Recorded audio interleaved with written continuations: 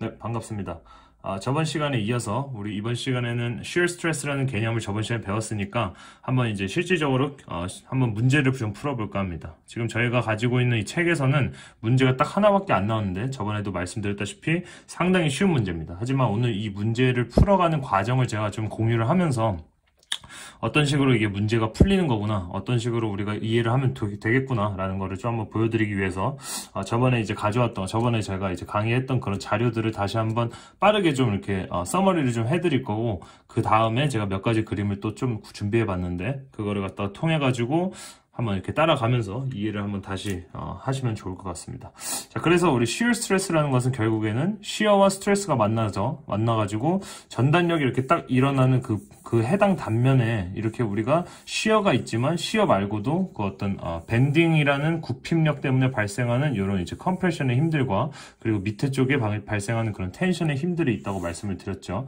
그 두 가지에 대한 스트레스, 응력을 갖다가 우리가 이제 shear stress라고 말할 수 있다라고 했죠. 그래서 이제 그림을 제가 다시 한번 표현을 했었다면은 어떻게 말했었냐면은 뉴트럴 액세스 기준으로 위쪽에 이제 컴프레션 힘들을 받는 그런 모래시계 모양을 3D로 제가 그려놨었고, 거기에 해당하는 이제 shear stress라는 것은 이 단면적을 갖다가 우리 미소면적으로 조금씩 나눠봤을 때 여기 지금 보시면 알겠지만 얘가 지금 막아낼 수 있는 단면은 이 밑에 부분의 단면, 그렇죠? 얘가 막아낼 수 있는 이 컴프레션의 모든 힘들을 이 단면들밖에 막아낼 수가 없고, 거기에 이렇게 평행하게 이제 응력들, shear stress라는 타워 원값이 이제 존재하게 된다면은 얘네들이 알짜 힘이 0이 될 수 있게끔 shear stress로 막아줄 수 있다라는 거였죠. 그래서 쭉쭉쭉 해가지고 우리 neutral access까지 했었죠. 왜냐하면 neutral access에서 가장 큰 컴프레션의 힘들의 합들이 발생을 할 거니까 그거를 마주하고 싸우고 있는 그 tau 3라는 것은 P3 over A로 함으로써 이제 가장 큰 응력의 값을 나타낼 수 있다고 제가 말씀을 드렸죠. 그리고 역시 2D로서도 제가 한번 표현드렸었는데 이런 식으로 표현이 된다는 것을 알 수 있습니다. 제가 3D에서는 여기까지만 보여드렸고 2D가 됐으니까 이제 조금씩 더 이 면적이 최대 그 끝까지 단면적을 표시할 때까지 제가 한번 그림을 그려서 보여드려 보니까 이렇게 전체적으로 이 뉴트럴 액세스가 지나고 나서부터는 컴프레션의 힘이 아니고 인장력이 발생하니까 이 타우와 같은 방향의 힘이 발생한다는 사실을 알 수 있죠. 그만큼 우리가 이 타우 값이 그 전에 있던 이 타우 3의 값보다는 더 작아질 것이다. 그래서 이 타우 3 값이, 즉 이 1, 2, 3라고 해보면은 이 타우 3의 값이, 즉 이 뉴트럴 액세스까지에 해당하는 그 컴프레션의 모든 밴딩 힘들을 갖다 이겨낼 수 있는 타우 3가 가장 큰 힘이 될 것이고, 이제 그 밑으로부터 이제 떨어지면 떨어질수록 그 인장 부분을 받는 그 포션이 더 넓어질 테니까 해당하는 타워 값은 아까와 반대로 이제 더 작아지게 될 것이다 라고 표현을 해드렸습니다. 자, 그래서 마지막으로 제가 다시 한번 그려보니까 이런 식으로 밴딩력을 받았을 때 돌려가지고 해석해보니까 로드 다이어그램이 이렇게 나오고, 걔를 적분해가지고 우리가 shear 다이어그램 이렇게 얻었다. 그래서 다시 90도로 돌려가지고 이렇게 됐는데, 이게 이제 드디어 우리가 그 문제를 풀거나 나중에 shear stress에 관한 어떤 개념들, 이런 것을 이해할 때 필요로 하게 되는 그런 shear stress 다이어그램, 응력 다이어그램이 된다라고 말씀을 드렸습니다. 그래서 일반적으로 우리가 뭐 P over A다 해서 나타나는 응력들은 그냥 뭐 타우 에븐이라고 해가지고 우리가 간단하게 생각을 할 수 있지만, 사실은 우리가 이 타우라는 값은 VQ over IB로서 해석을 할 수 있고, 이 타우 max라는 값이 존재하기 때문에 그 값으로 갖다가 우리가 그 단면을 설계를 해야 된다. 그래야 이 타우 에버리지 값도 커버할 수 있겠죠. 더 큰 값으로 설계를 하게 되면은 이 아래 애들은 다 안전빵으로 우리가 BMD, SFD, BMD 할 때 제가 말씀을 드렸던 부분이죠. 그렇기 때문에 이제 이 타워 맥스를 구하기 위해서 우리가 요것들을 한번 이렇게 그림으로 통해서 한번 증명을 해본 시간을 가졌었고요. 그 다음에 이제 이 타워는 VQ over IB에서 저번 시간에 제가 뭔지 대충 말씀은 드렸는데, 이제 오늘 실질적으로 이제 문제에 들어가게 되면은 어떤 식으로 이제 풀 수 있는가에 대해서 좀 이제 보여드리려고 합니다. 자, 그래서 제가 다음에 가져온 그림이 뭐냐면, 자, 이제 이 타워는 VQ over IB였을 때, 제가 말씀드렸지만 이 Q라는 것은 1차, 단면 1차 모멘트예요. 그러니까 다시 한번 제가 좀 읊어드리면 shear stress라는 것은 아까도 말했듯이 제가 그림을 갖다가 이렇게 좀 보여드리게 된다면, 지금은 제가 3D로 그랬지만 예를 들어서 여기 지금 아까 이 미소의 사각형을 갖다가 미소의 직육면체를 이쪽에서 바라보게 되면 이런 식으로 나타나게 됐죠. 그리고 이 위쪽에 해당하는 그 프레셔들은 이런 식으로 이제 압축력이 발생할 것입니다. 걔를 이겨내고 있는 힘을 갖다가 타워 1이라 했을 때 과연 이 타워 1 이 타워1 값은 지금 여기 옆에다가 제가 이제 스트레스 다이어그램을 그려놓은 상태에서 단면과 일치한 상태에서 이렇게 쪼르르 따라가서 이 타워1을 갖다가 그러면 구할 때는 어떻게 구할 것인가를 갖다가 제가 표현을 한번 해본 겁니다. 그랬을 때 이 식을 갖다가 우리가 어떻게 적용을 할 수 있는가에 대해서 제가 한번 말씀을 드려보면은 이 타워라는 것은 VQ over IP인데 이 V라는 것은 전단력이에요. 전단력이라는 것은 위에서 아래로 떨어지는데 바로 이 지금 단면이 해당하는 이 단면이 위치해 있는 그 단면에 걸리는 위에서 아래로 때리려는 그 전단력, 그렇죠? 혹은 뭐 아래에서 위든 위에서 아래든 어쨌든 얘를 이렇게 끊으려고 하는 그 전단력을 의미하는 게 바로 V가 되겠고, Q는 단면 1차 모멘트인데 일단 잠깐 넘어갈게요. 그 다음에 I라는 것은 이 전체 단면적이 가지고 있는 단면 2차 모멘트가 되겠고요. B라는 거는 이 단면, B도 조금 애매한데 일단 B라는 것은 이 단면이 가지고 있는 이 밑변의 길이라고 생각을 한번 해볼게요. 자, 그렇다면은 지금 이 모든 위치에마다 이 모든 위치에 따라서 여기 지금 shear stress 응력 다이어그램을 보시면 알겠지만 모든 포인트가 shear 값이 다 다르죠. 그러니까 이 포인트를 기준으로 다 이렇게 그 대칭이긴 한데 어쨌든 이 포인트에서 값이 다르고 이 포인트 값이 다르고 이 포인트 값이 다르잖아요. 그 다르다고 했을 때 지금 제가 아까 말씀드렸다시피 이 V라는 값은 일정하겠고요. 이 단면에 걸리는 그 전단력은 일정할 테고, 이 I라는 거 역시 전체 이 사각형에 대한 사각형 단면적에 대한 단면 2차 모멘트니까 일정할 테고, 이 B라는 것도 일단은 제가 이 밑변의 길이라고 했는데 모든 포인트에서 만약에 이 포인트나 이 포인트, 이 포인트 결국에 다 똑같이 밑변의 길이가 B일 거란 말이죠. 그래서 지금 다 똑같을 텐데 결국에 이 지금 전체적으로 다른 응력값을 나타내게 되는 이유는 바로 이 Q라는 단면 1차 모멘트 때문이라는 것을 우리가 알 수 있다는 거예요. 자, 그랬을 때 그러면은 만약에 요 포인트, 아까 제가 말했던 그 타워1이라는 포인트에 대한 우리가 이 단면 1차 모멘트 값을 그렇다면 어떻게 알 수 있는가를 했을 때 얘가 지금 타워1이 지금 위치하고 있는 그 포인트라는 것은 바로 요 단면적이 지금 받아내고 있는 그 압축력에 의해서 얘가 스스로 발생하는 그 아래쪽 면이 이겨내려고 하는 그 shear stress를 갖다가 의미하는 거죠. 그러니까 말 그대로 이 타워1 값은 바로 요 포인트, 요 지금 라인, 요 타워1이 위치하고 있는 요 포인트를 기준으로 이 모든 위쪽에 있는 에어리아가 받아내고 있는 그 압축력을 갖다가 우리가 지금 생각하고 있는 거니까 이 shear 1이라는 이 응력 바로 위쪽, 그러니까 얘 포인트의 모든 위쪽에 있는 그 에어리아를 갖다가 우리가 단면 1차 모멘트 식에다가 넣을 수 있다라는 것이 바로 이제 결론이 되겠습니다. 그러니까 예를 들어서 지금 같은 경우는 타워1이라는 것은 좀 자로 하면 좀 편하겠죠. 타워1은 지금 응력 스트레스 값이 여기가 될 테니까 이 포인트에 까지 해당하는 모든 위쪽에 있는 단면, 왜냐면 전단력은 위에서 딱 때리게 되면은 위에서부터 이렇게 쭉 내려오잖아요. 지금 위에서부터 이 포인트에서부터 쭉 내려오다가 여기서 맥시멈을 찍고 다시 쭉 내려가는 그런 이제 플로우를 좀 보여드리고 있는데, 그렇다 보니까 여기를 만약에 딱 끊어가지고 요 밑에 요 밑에 면에 걸리는 그 shear stress, shear 1이라는 값을 우리가 알고 싶다. 그럼 여기에 해당하는 요 단면적이 지금 제가 A라고 써놓은 요 단면적이 받아내고 있는 그 압축력들에 의해서 발생한 shear stress이기 때문에 여기가 shear stress 궁금하다? 그럼 요 위에 있는 전체적인 그 에어리아를 갖다가 우리가 단면 1차 모멘트 식에 넣으면 된다는 거죠.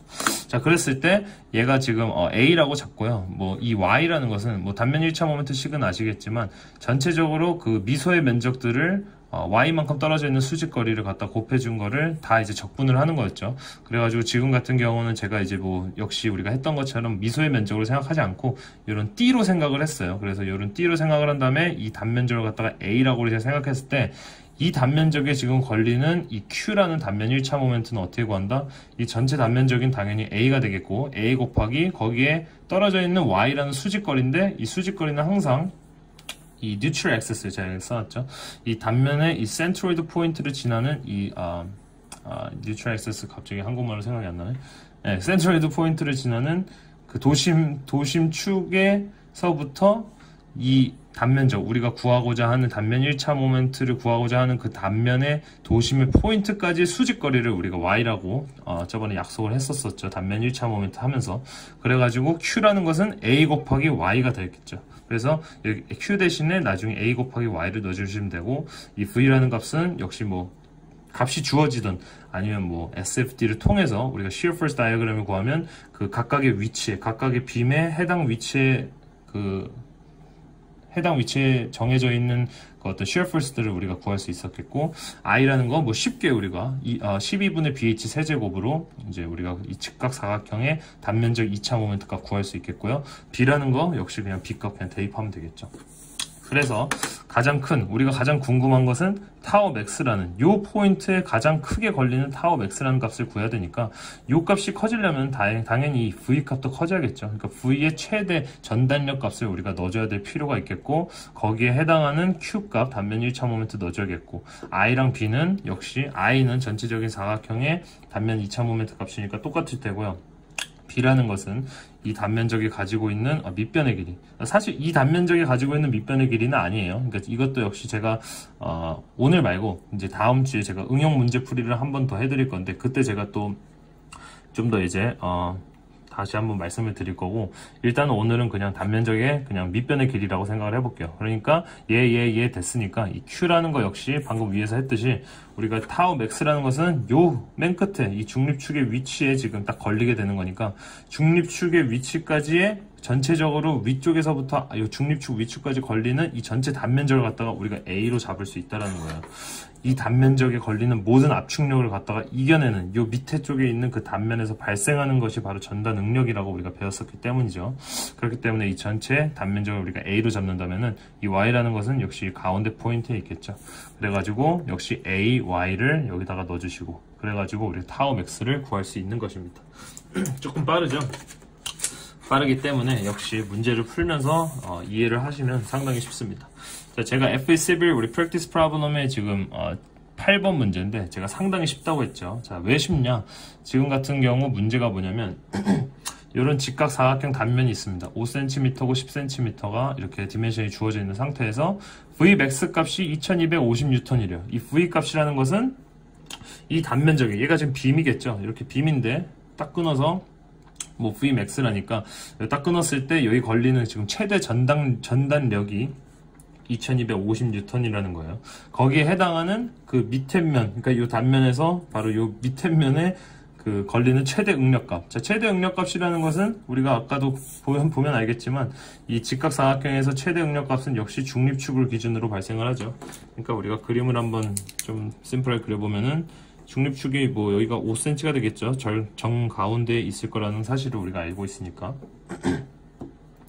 요 밑에 쪽에 밑변에 걸리는 그 타워 값을 구하라는 건데, 그 타워 맥스라는 것은 다시 한번 말씀드리면 V의 맥스가 되겠고, 거기에 해당하는 Q와 해당하는 I, 해당하는 B만 구해주면 된다는 거죠. 자, 그래서 이 Vmax라는 거 2250N 정해져 있고요. 일단 이 문제 역시 지금 보기가 킬로파스칼, 파스칼 개념이기 때문에 제가 이 5cm를 먼저 미터로 좀 바꿔주겠습니다. 그러니까 얘는 0.1m가 될 것이고 0.05m가 되겠죠. 이 상태에서 먼저 Q, 그냥 뭐 다 한번 해볼까요? 자, Q라는 것은 A 곱하기 Y죠. Q가. 그러니까 아까 이게 뭐 결국에는 Y의 DA가, Y의 DA가 닿는 건데, 결국에 A 곱하기 Y인데, 이 A가, 이 전체적인 단면적을 우리가 어디로 잡을 것인가? 아까 봤었죠. 그래서 이 전체 타워 맥스가 걸리는 포인트는 바로 이 중립축에 딱 정확하게 타워 맥스가 걸리니까 중립축 위쪽에 있는 모든 단면적을 갖다가 우리가 A로 잡는다고 했었죠. 그래서 얘가 A가 되겠고, 거기에 바로 요 가운데 포인트, 요 센트럴 포인트까지에 걸리는 그 거리를 갖다가 우리가 Y로서 잡았었죠. 그러니까 얘를 A 곱하기 Y를 넣어주면 되는데, 우리가 디멘션이 주어져 있으니까 A를 구할 수 있겠죠. 자, A라는 것은 어떻게 될까요? 지금, 여기도 5cm일 테니까 0.05m니까 0.05m의 제곱이 되겠고, 뭐, 단위는 안 쓰겠습니다. 그러니까 뉴턴 곱하기 뉴턴 per 미터의 제곱하면 이제 파스칼 개념이니까 제가 뉴턴하고 미터로 통일을 시키기 위해서 제가 이 센티미터를 미터로 바꾼 거예요. 자, 어쨌든 이 에어리아는 지금 0.05의 제곱이 될 테고, 거기에 해당하는 이 y 값은 이 5cm가 이 절반 값이니까 그거의 절반이니까 얘가 0.05니까 역시 0.025m가 되겠죠. 또 썼네. 자, 이렇게 되겠고, 그 다음에 i라는 것은 우리 이 직각삼각형 너무 쉽죠. 직각삼각형일 때는 12분의 가로 곱하기 세로의 세제곱인데 가로라는 것은 밴딩 축이 지금 딱 요 중간에 뉴트럴 액세스가 밴딩 축인데 이 밴딩 축에다 우리가 엄지를 꽂았을 때 엄지와 평행한 선분의 길이가 가로 값이 되는 거니까 여기에서는 당연히 요 밑에 윗변과 밑변의 길이인 5cm가 그 가로가 된다는 사실을 알 수 있죠. 그래서 가로 곱하기 세로의 세제곱 이렇게 들어가겠고 b라는 것은 일단 지금 같은 경우 이 직각 사각형이기 때문에 이 밑변의 길이가 5cm로 어느 포인트에서든 계속해서 똑같습니다. 그래서 0.05m를 이렇게 넣어주면 간단하게 답이 나온다는 사실을 알 수 있죠. 좀 계산해보면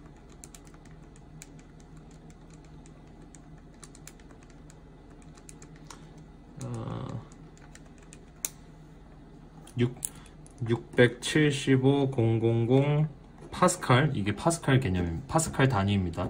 왜냐면 이게 뉴턴 per 미터 제곱이 나올 거예요, 지금. 그렇기 때문에 파스칼 개념인데, 지금 저기 문제에서는 킬로파스칼로 물어보고 있기 때문에 킬로파스칼은 공을 하나, 둘, 셋, 3개 주면 되는 거죠.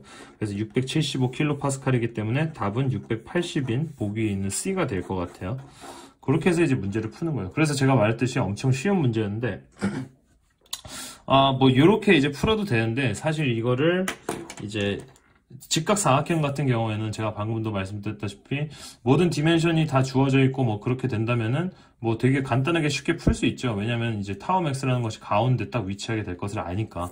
그래서 이미 만들어져 있는 식이 있습니다. 그 식이 바로 뭐냐면 2분의 3, 제가 안 쓰는 것 같은데 2분의 3 a over v 이렇게 되는 건데 이 식이 어떻게 해서 나왔느냐를 한번 또 보여드리면은 v, q, i, b였잖아요. 자, 그러면은 우리가 지금 여기 가지고 있는 거에서 디멘션을 다 빼고 그냥 요 사각형에서 b와 h라는 디멘션을 가졌다고 해볼게요. 그럼 우리가 타워 맥스를 구할 때는 에어리아가 바로 여기가 되겠고 에어리아까지 떨어져 있는 그 y의 값은 바로 여기가 되겠죠. 그러면은 뭐 V값, Q값, I값, B값 아무것도 모른다고 했을 때 V를 그대로 쓸 수 있겠고 이 Q라는 것은 A 곱하기 Y인데 우리가 H와 B라는 디멘션이 있기 때문에 A라는 값은 이 전체가 지금 H의 거리니까 얘가 2분의 H가 될 것이고 그러니까 이 A라는 것은 B 곱하기 2분의 H가 되겠죠. 거기다가 이제 Y를 곱해야 되는데 Y라는 것은 이 2분의 H의 또 반이니까 결국 4분의 H가 되겠죠. 4분의 H가 되고 밑에 I라는 것은 12분의 BH 세제곱이 될 것이고 역시 B라는 것은 그대로 B 이렇게 들어오겠죠. 그러면은 지금 어떻게 됩니까? 요 B와 B 없어지고 H가 두 개 다 날라가고 그렇죠. 그래서 얘를 정리를 해보면은 8 BH 12V 이렇게 되죠. 그래서 얘가 4로 나누게 되면 4, 2, 8, 4, 3, 12 이렇게 되는 거죠. 그래서 요 2분의 BH 분의 2BH 분의 3V이기 때문에 요 결국에는 BH가 우리 이 전체 사각형의 넓이가 되는 거잖아요. 그래서 이 전체 사각형의 넓이 A로서 우리가 생각을 하게 된다면은 이 직각 사각형의 전체적인 단면적을 갖다가 우리가 A로 잡는다면은 그 면적을 갖다가 이렇게 이제 우리가 약소화 시켜서 우리 아까 뭐 여기 지금 원래 VQ over IB인데 약소화 시켜서 2A over 3V다 라고 이제 생각을 하고 그냥 V값 여기다 넣어주고 그냥 A값 여기다 넣어줘서 더 쉽게 문제를 풀 수도 있다라는 겁니다. 그러니까 뭐 다시 한번 말씀을 드리면 지금 같은 경우 맥스 값이 2250이었잖아요. 그러니까 2250은 3 곱하기 2250 넣고 2분의 뭐 A라는 것은 지금 아까 5cm, 10cm였으니까 0.05, 0.1 하면은 끝난다라는 거예요. 그럼 3 곱하기 2250 역시 똑같이 나오게 됩니다. 자, 그렇게 해서 이제 문제를 풀 수 있다는 것까지 제가 좀 보여드렸습니다. 그래서 이제 지금 문제로 이 스트레스 제가 이제 저번 시간에 다뤘던 전단력 스트레스에 대한 개념을 좀 마무리 짓기는 조금 아쉬워서 제가 말씀드렸다시피 다음 시간 이제 응용 문제 하나 더 준비했으니까 다음 시간까지 하고 그 다음에 또 이렇게 계속해서 진행을 해보도록 하겠습니다. 감사합니다.